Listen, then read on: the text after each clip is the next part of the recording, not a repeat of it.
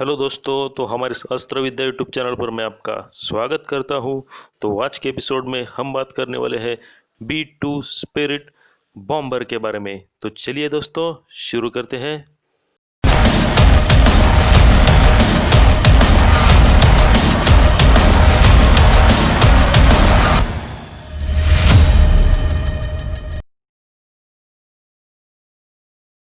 इस प्रोजेक्ट की शुरुआत को समझने के लिए हमें काफ़ी पीछे जाना होगा। 2 के एंडिंग के समय में नाजी जर्मनी ने HO-229 नामक हॉर्टन प्लेन बनाया था, जो कि काफ़ी एडवांस था और उसमें काफ़ी सारे स्टेल्थ फीचर्स थे। बाद में यूएस के एयरक्राफ्ट डिजाइनर तथा इंडस्ट्रियलिस्ट जैक नॉर्थरॉप की इस पर नज़र पड़ी और उन्होंने ही ऐसा ही एक प्लेन बनाने की ठान ली। बाद में 1947 में जैक नॉर्थरॉप ने YB-49 नामक प्लेन बनाया, लेकिन इसमें काफ़ी सारी टेक्निकल खामियां होने की वजह से इस प्रोग्राम को स्टॉप करना पड़ा और इस प्रोग्राम में बनी हुई टेक्नोलॉजी बाद में B-2 के प्रोग्राम के नींव के तौर पर इस्तेमाल की गई और इसी से B-2 प्रोग्राम आगे बढ़ पाया।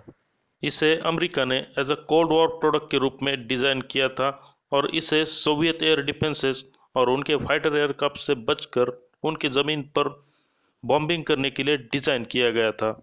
ये प्रोग्राम अमेरिका की दृष्टि से काफ़ी इम्पोर्टेंट था, इसलिए इसके रिसर्च एंड डेवलपमेंट को काफ़ी सीक्रेट रखा गया बाकी देशों के इंटेलिजेंस एजेंसीज द्वारा और बाद में इसे नाम दिया गया ब्लैक प्रोग्राम। B-2 के प्रोग्राम कॉस्ट की बात करें तो लगभग $44 बिलियन अमेरिका ने इस प्रोजेक्ट पे खर्च किए हैं, जो कि काफ़ी ज़्यादा है। इसका अंदाज़ा आप ऐसे लगा सकते हैं कि भारत का डिफेंस बजट होता है लगभग 60 से 65 बिलियन डॉलर्स के आसपास। तो इतना ज़्यादा खर्च अमेरिका ने सिर्फ एक ही बॉम्बर एयरक्राफ्ट पे खर्च किया है। अमेरिका ने 1981 से लेकर 1988 तक के 7 साल B-2 के रिसर्च एंड डेवलपमेंट में खर्च किए और बाद में 20 नवंबर 1988 को पहला B-2 विमान दुनिया के सामने लाया गया और 17 जुलाई 1979 को B-2 विमान ने पहले हवा में उड़ान भरी और उसके बाद में 17 दिसंबर 1993 को पहला B-2 विमान यूएस एयरफोर्स को डिलीवर किया गया। तो इसी से आप अंदाज़ा लगा सकते हैं कि 1981 से लेकर 1993 तक का वक्त इस प्रोग्राम के रिसर्च एंड डेवलपमेंट में अमेरिका ने खर्च किया था। अमेरिका सोवियत यूनियन को टारगेट करने के लिए ऐसे 132 B-2 विमानों की फौज तैयार करने की योजना पर काम कर रहा था, लेकिन 1990 में सोवियत यूनियन के टुकड़े होने के बाद में अमेरिका को दुनिया में ऐसा कोई बड़ा शत्रु नहीं बचा जो कि अमेरिका को से टक्कर दे सके। इसी वजह से अमेरिका ने बाद में इसकी स्क्वाड्रन स्ट्रेंथ को घटाकर सिर्फ 20 विमानों का उत्पादन किया।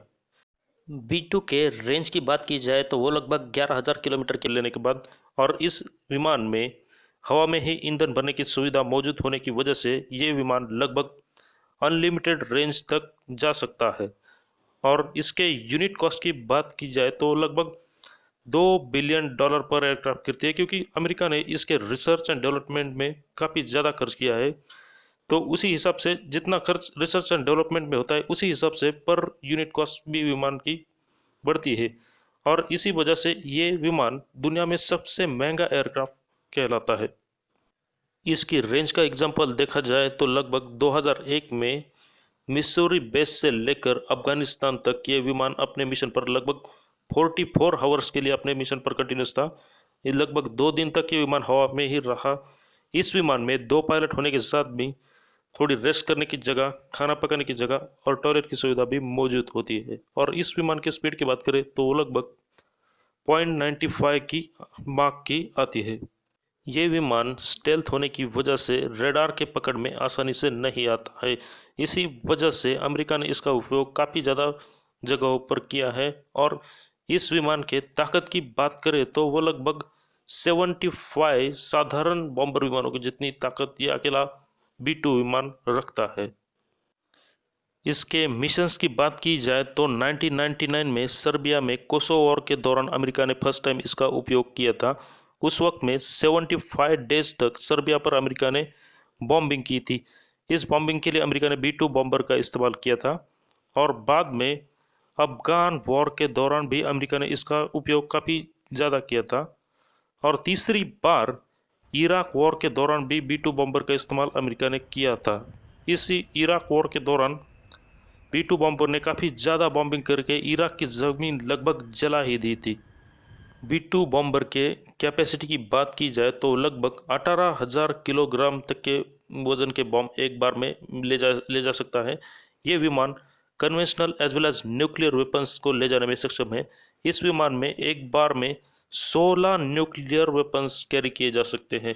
इसका अंदाज़ा ऐसे लगा सकते हैं कि अमेरिका ने हिरोशिमा पर सिर्फ एक न्यूक्लियर बॉम्ब गिराया था और उसमें लगभग 70 से 80 हज़ार लोगों की मौत हो गई थी।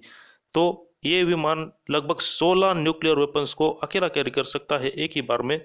तो आप इसी से अंदाजा लगा सकते हैं कि पूरे देश की क्या हालत हो सकती है। इस विमान की स्पीड लगभग 0.95 माक की आती है और ये विमान 50,000 फुट की ऊंचाई पर उड़कर अपने मिशन को अंजाम देता है और ये विमान स्टेल्थ होने की वजह से इसे रडार से डिटेक्ट करके पकड़ना भी लगभग नामुमकिन ही है। इसी वजह से आज तक दुनिया में कोई भी दुश्मन देश अमेरिका के इस विमान को मिसाइल से निशाना बनाकर गिराने में कामयाब नहीं हो पाया है। सिर्फ दो विमान एक्सीडेंटल क्रैश में नष्ट हो चुके हैं। वो 2008 में एक विमान एंडरसन एयरबेस पर दुर्घटनाग्रस्त होकर नष्ट हो गया था और ऐसी एक दुर्घटना में 2010 में ये एक विमान नष्ट हो गया था। आज तक इस विमान के सर्विस को लगभग 30 साल पूरे हो चुके हैं और अमेरिका इसके अपग्रेडेड वर्जन B-21 रेडर पर भी काम कर रही है। तो इस वीडियो को हम यही समाप्त करते हैं।